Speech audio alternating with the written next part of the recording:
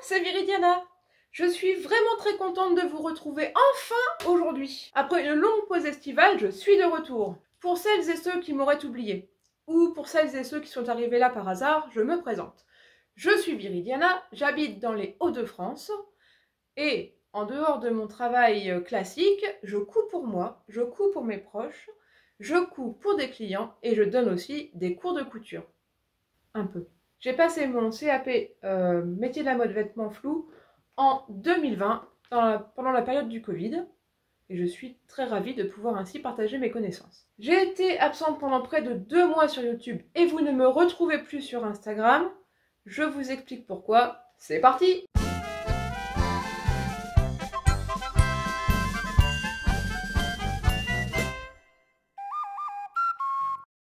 En juin, la recherche d'un appartement pour les futures études de mon deuxième garçon m'a pris beaucoup d'énergie et m'a causé pas mal de stress. J'ai donc assez peu cousu, par rapport à d'habitude en tout cas. Je fais partie du comité des fêtes de mon village et début juillet c'est la fête du village. Ça m'a aussi donc pris pas mal de temps de préparer cette fête, puis de ranger cette fête. C'est ce qui explique encore un petit peu mon absence des réseaux et mon absence devant les machines à coudre. En plus, à la suite de cette fête de village, on enchaîne avec nos anniversaires dans la famille, on est tous plus ou moins nés l'été, et donc il y a pas mal de visites de famille, et ça m'empêche toujours de coudre ou de filmer ou de monter des vidéos. J'ai tout de même cousu un petit peu. Souvenez-vous de ma vidéo du mois de juin, où je disais que j'avais récupéré une vieille voiture et qu'il fallait que je lui fasse une housse. Eh bien, cette housse est faite et lui va parfaitement. Je vous insère une photo, mais surtout n'hésitez pas à aller voir la vidéo qui est consacrée à la confection de cette housse. Je vous la mets dans le petit. J'ai d'ailleurs cousu pour aller avec cette voiture une tenue années 40. Certes, j'avais parlé de tenue années 50, années 60, mais réfléchissons, c'est tout de même les 80 ans de la libération des villes en ce moment. Et ma voiture, même si elle est de 49, c'est un modèle qui n'avait pas changé de 1938 jusqu'à 1949, donc elle pouvait très bien participer aux commémorations. C'est ce que j'ai essayé de faire avec cette tenue des années 40, pour laquelle j'ai utilisé une chemise Victoire d'Urban Ferry, un peu modifiée, un gilet pompon. J'ai utilisé pour ça un tissu récupéré chez le brocanteur de mon village et une jupe issue du livre de Coralie Bijasson, la jupe Sabine, il me semble.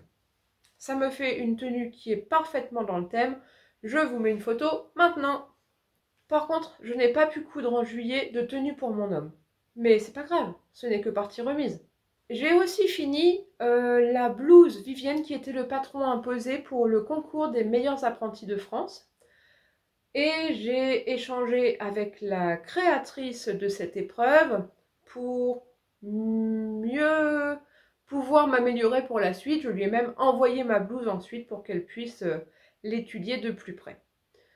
J'ai peut-être fait quelques erreurs au moment de la découpe du tissu pour réaliser cette blouse, parce que je suis partie d'un vêtement fini et raté pour pouvoir récupérer le tissu en tencelle, et je n'ai pas toujours bien respecté le droit fil de chaîne. J'ai parfois utilisé le droit fil de trame. Ah, droit fil de chaîne, droit fil de trame. C'est une erreur qu'il faut éviter de reproduire, et c'est beaucoup plus facile quand on a un tissu neuf. Ceci dit, je préfère vous le dire quand même, ne suivez pas exactement mon plan de coupe dans la vidéo dédiée à cette blouse parce qu'il y a quelques petites erreurs.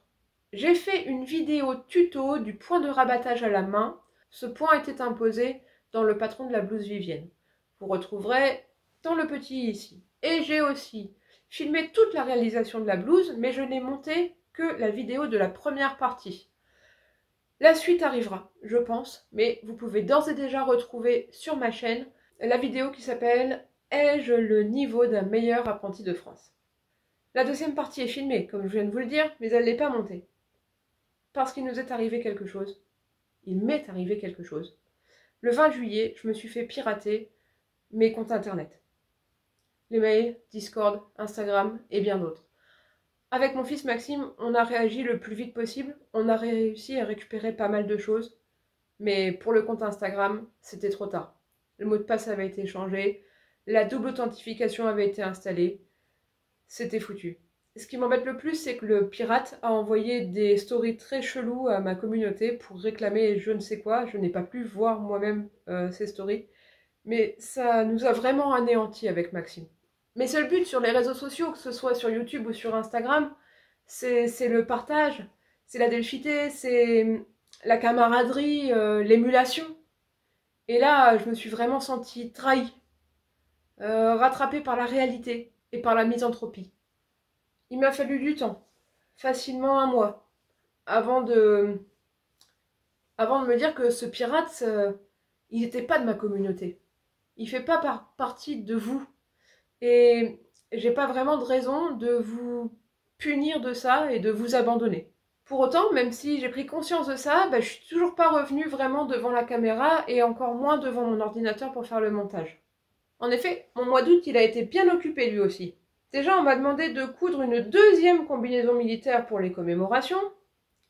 Et comme c'était un vieux tissu, eh bien, il craque assez facilement et j'ai déjà dû réparer ces vêtements, ce qui prend quand même du temps, hein, soyons francs.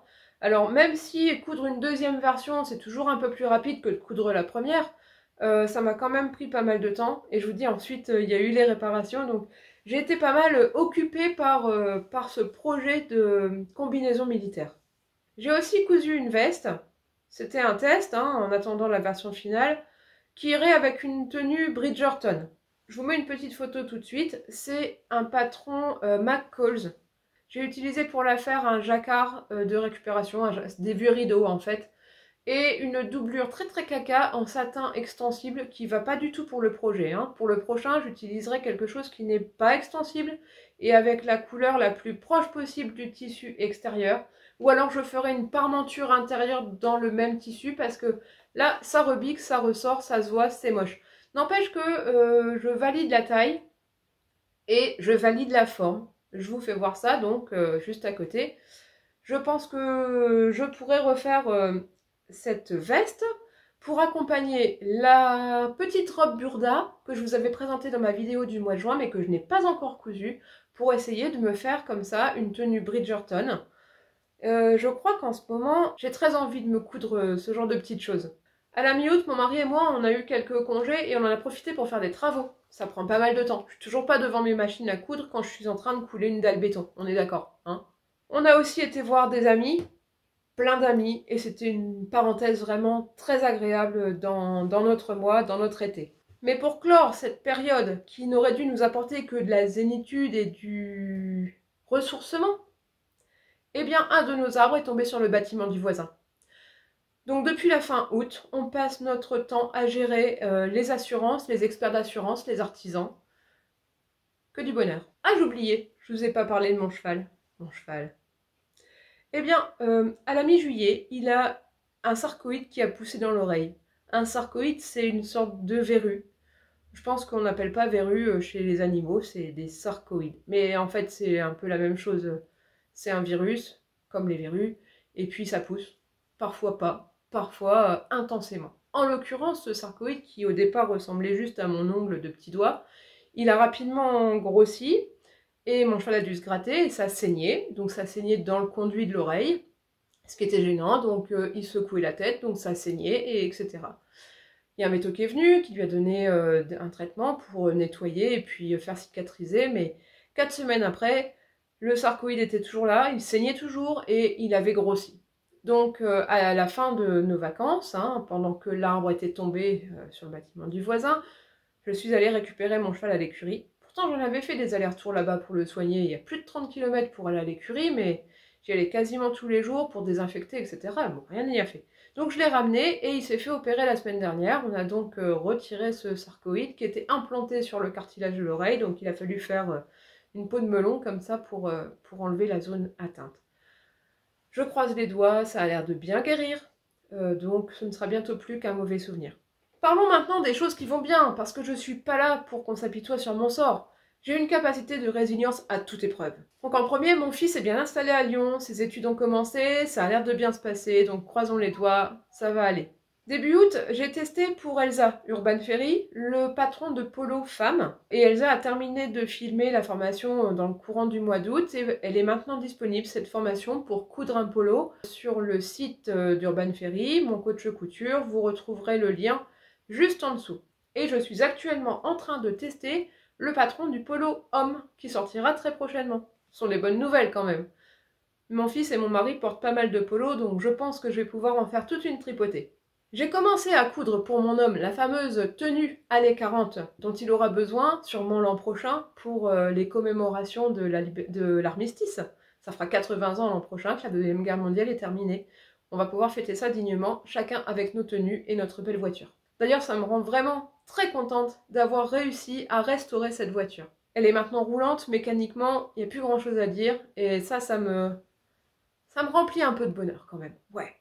J'ai prévu de me recoudre 2 ou 3 chemises d'Urban Ferry, la chemise Victoire, pour pouvoir changer de style, changer de tenue tout en restant dans le style des années 40 ou légèrement après. Pour ça, j'ai baissé les pinces poitrine et j'ai mis plus de volume sur les manches, puisque c'était une constante de l'époque que la femme soit vraiment en sablier, et quand la taille n'est pas marquée, eh bien on accentue le haut du corps pour faire cet effet sablier. J'ai prévu 3 tissus très différents. Un qui doit être des années 50, qui est plutôt crème à carreaux, des carreaux à petites rayures, voilà. Une qui sera à manches courtes, sûrement noire, à petits pois, et une à manches longues qui sera dans les tons beige, avec une petite forme géométrique. Le seul truc qui m'embête, c'est que le beige, il doit être en viscose, et je suis pas sûre que dans les années 40, la viscose existe déjà. Mais si on le dit pas, ça peut ressembler à du coton, non? Ouais. Allez, vous direz rien. Pour coudre cette chemise Victoire, il y a une formation aussi écrite par Urban Ferry. Vous trouverez le lien affilié dans la description, et avec le code Viridiana20, eh bien, vous pourrez bénéficier de 20% de remise. C'est d'ailleurs le cas aussi pour la formation du polo. Il y a encore pour quelques jours une offre promotionnelle à 35 €, mais si vous me regardez un peu trop tard, vous pouvez bénéficier de 20% de remise avec mon code Viridiana20. Je suis très attirée en ce moment par toutes ces tenues historiques. J'ai très envie de coudre des tenues historiques, soit très datées, comme une tenue années 40, une tenue années 50, une tenue années 60, voilà, mais peut-être aussi des tenues plus anciennes ou un peu moins bien datées, comme c'est le cas avec les tenues Bridgerton. On sait que c'est de l'ancien, mais il y a différentes inspirations historiques, et ça me plaît bien aussi de pouvoir coudre des choses qui ne se voient pas partout et tout le temps. Voilà. Donc je pense que ce sera un fil conducteur sur cette fin d'année 2024. On va sûrement se retrouver pour des coutures un peu atypiques. Et comme vous le voyez, je suis de retour devant la caméra, et j'espère aussi très bientôt qu'avec Maxime, nous serons de retour devant notre ordinateur pour le montage. Je pourrais ainsi vous retrouver un peu plus régulièrement, mais attention, je ne vous promets pas de revenir toutes les semaines comme je l'avais fait depuis ce début d'année. C'est compliqué d'être très régulière comme ça, et comme j'aime faire des tutos et des souées longues, ce sont des choses qui demandent beaucoup de tournage, beaucoup de mise en place de caméra, et ça prend beaucoup de temps, donc je préfère vous voir un petit peu moins souvent, mais pour un contenu de qualité.